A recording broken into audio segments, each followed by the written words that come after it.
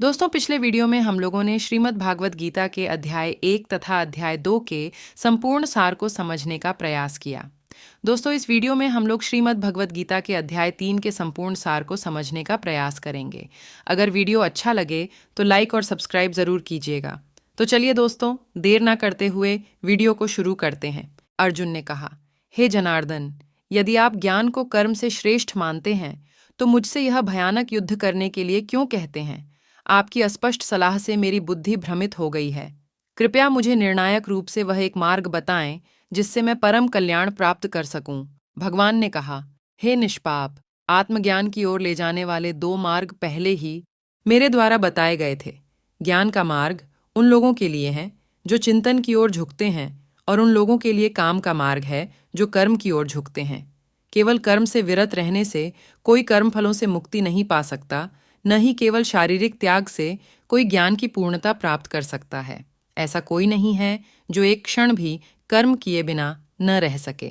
दरअसल सभी प्राणी भौतिक प्रकृति 3 गुणों से पैदा हुए अपने गुणों के आधार पर कार्य करने के लिए मजबूर हैं। जो लोग कर्म की बाहरी इंद्रियों को रोकते हैं जबकि मन में इंद्रिय विषयों पर ध्यान केंद्रित करते रहते हैं, वे निश्चित रूप से खुद को धोखा देते हैं और पाखंडी कहलाते हैं। लेकिन हे अर्जुन, जो कर्म योगी अपनी ज्ञान इंद्रियों को मन से नियंत्रित करते हैं और कर्म इंद्रियों को बिना आसक्ति के काम में लगाते हैं, वे निश्चित रूप से श्रेष्ठ हैं। इस प्रकार तुम्हें अपने निर्धारित वैदिक कर्तव्यों का पालन करना चाहिए, क्योंकि कर्म निष्क्रियता से श्रेष्ठ है। क्रियाकलाप बंद करने से आपका शारीरिक निर्वाह भी संभव नहीं हो सकेगा। कार्य को परमेश्वर के लिए यज्ञ के रूप में किया जाना चाहिए, अन्यथा कर्म इस भौतिक संसार में बंधन का कारण बनेंगे। इसलिए हे कुंती पुत्र, भगवान के सुख के लिए और फल की आसक्ति के बिना अपने नियत कर्म करो। सृष्टि के आरंभ में ब्रह्मा ने मानव जाति को उनके नियत कर्तव्यों सहित जन्म दिया और कहा, इन यज्ञों का धूमधाम से अनुष्ठान करने पर तुम्हें सुख समृद्धि प्राप्त होगी और इनसे तुम्हें सभी वांछित वस्तुएं प्राप्त होंगी। तुम्हारे द्वारा संपन्न किए गए यज्ञों से देवता प्रसन्न होंगे और मनुष्यों और देवताओं के मध्य सहयोग के परिणाम स्वरूप सभी को सुख समृद्धि प्राप्त होगी।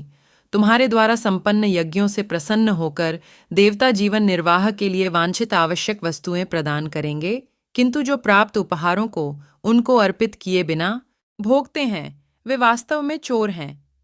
आध्यात्मिक मनोवृत्ति वाले जो भक्त पहले यज्ञ में अर्पित करने के पश्चात भोजन ग्रहण करते हैं, वे सभी प्रकार के पापों से मुक्त हो जाते हैं। किंतु जो अपनी इंद्रिय तृप्ति के लिए भोजन बनाते हैं, वे वास्तव में पाप अर्जित करते हैं।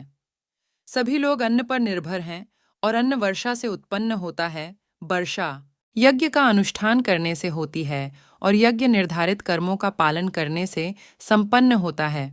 वेदों में सभी जीवों के लिए कर्म निश्चित किए गए हैं और वेद परब्रह्म भगवान से प्रकट हुए हैं।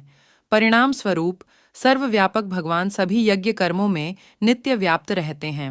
हे पार्थ, जो मनुष्य वेदों द्वारा स्थापित यज्ञ कर्म के चक्र का पालन करने के अपने दायित्व का निर्वाहन नहीं करते, वे पाप अर्जित करते हैं। वे केवल अपनी इंद्रियों की तृप्ति के लिए जीवित रहते हैं। वास्तव में उनका जीवन व्यर्थ ही है।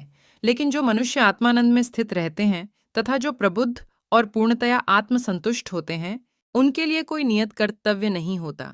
ऐसी आत्मलीन आत्माओं को अपने कर्तव्य का पालन करने या उनसे विमुख होने से कुछ पाना या खोना नहीं होता, और न ही उन्हें अपनी निजी आवश्यकताओं की पूर्ति के लिए अन्य जीवों पर निर्भर रहने की आवश्यकता होती है।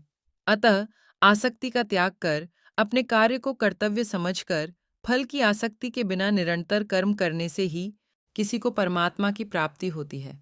राजा जनक और अन्य महापुरुषों ने अपने नियत कर्मों का पालन करते हुए सिद्धि प्राप्त की थी। इसलिए तुम्हें भी अपने कर्तव्यों का निर्वाहन करते हुए समाज के कल्याण के लिए अनुकरणीय उदाहरण प्रस्तुत करना चाहिए।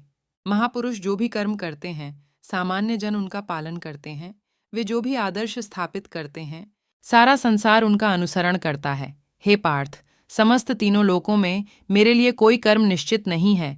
न ही मुझे किसी पदार्थ का अभाव है और न ही मुझ में कुछ पाने की अपेक्षा है।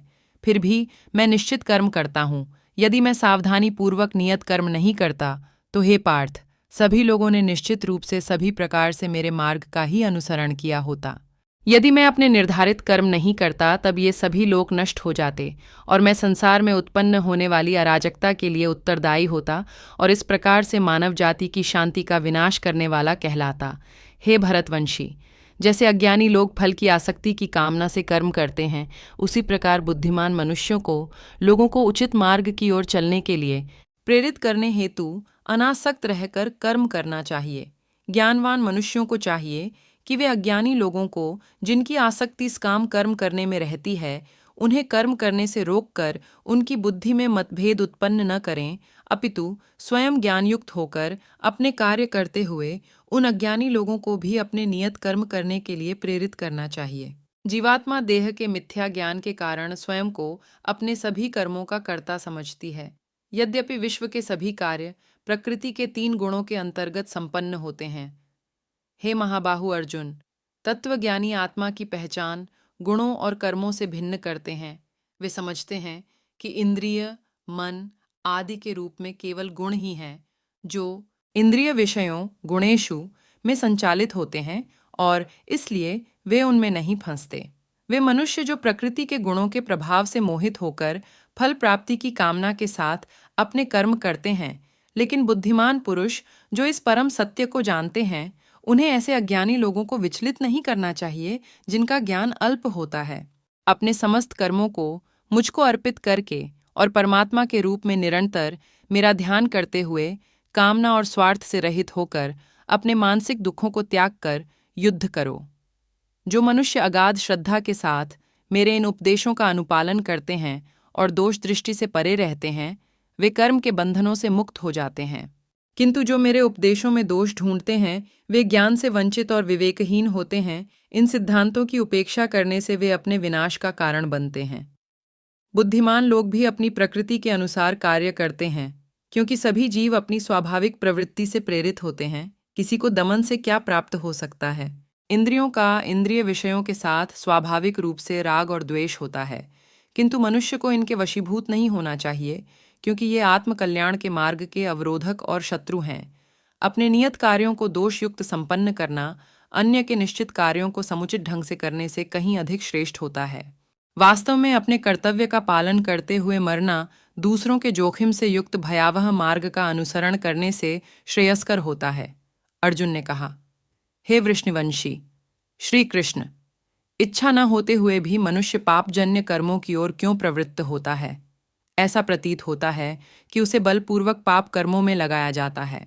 परमात्मा श्री कृष्ण कहते हैं, अकेली काम वासना जो रजोगुण के संपर्क में आने से उत्पन्न होती है और बाद में क्रोध का रूप धारण कर लेती है, इसे पाप के रूप में संसार का सर्वभक्षी शत्रु समझो। जैसे अग्नि धुएं से ढकी रहती है, दर्पण धूल से आवृत रहता है तथा भ्रूण गर्भाशय से अप्रकट रहता है, उसी प्रकार से कामनाओं के कारण मनुष्य के ज्ञान पर आवरण पड़ा रहता है। हे कुंती पुत्र, इस प्रकार ज्ञानी पुरुष का ज्ञान भी अतृप्त कामना रूपी नित्य शत्रु से आच्छादित रहता है, जो कभी संतुष्ट नहीं होता और अग्नि के समान जलता रहता है। इंद्रिय, मन और बुद्धि को कामना की प्रजनन भूमि कहा जाता है, जिनके द्वारा यह मनुष्य के ज्ञान को आच्छादित कर लेती है और देहधारियों को मोहित करती है। इसलिए हे भरतवंशियों में श्रेष्ठ, प्रारंभ से ही इन इंद्रियों को नियंत्रण में रखकर कामना रूपी शत्रु का वध कर डालो, जो पाप का मूर्त रूप तथा ज्ञान और आत्मबोध का विनाशक है। इंद्रियां स्थूल शरीर से श्रेष्ठ हैं और इंद्रियों से उत्तम मन, मन से श्रेष्ठ बुद्धि और आत्मा बुद्धि से भी परे है। इस प्रकार हे महाबाहु, आत्मा को लौकिक बुद्धि से श्रेष्ठ जानकर अपनी इंद्रिय, मन और बुद्धि पर संयम रखो और आत्मज्ञान द्वारा कामरूपी दुर्जय शत्रु का दमन करो। तो दोस्तों, इसी के साथ अध्याय 3 का समापन होता है। दोस्तों, मिलते हैं अगले वीडियो में। तब तक के लिए धन्यवाद। आपका दिन शुभ हो।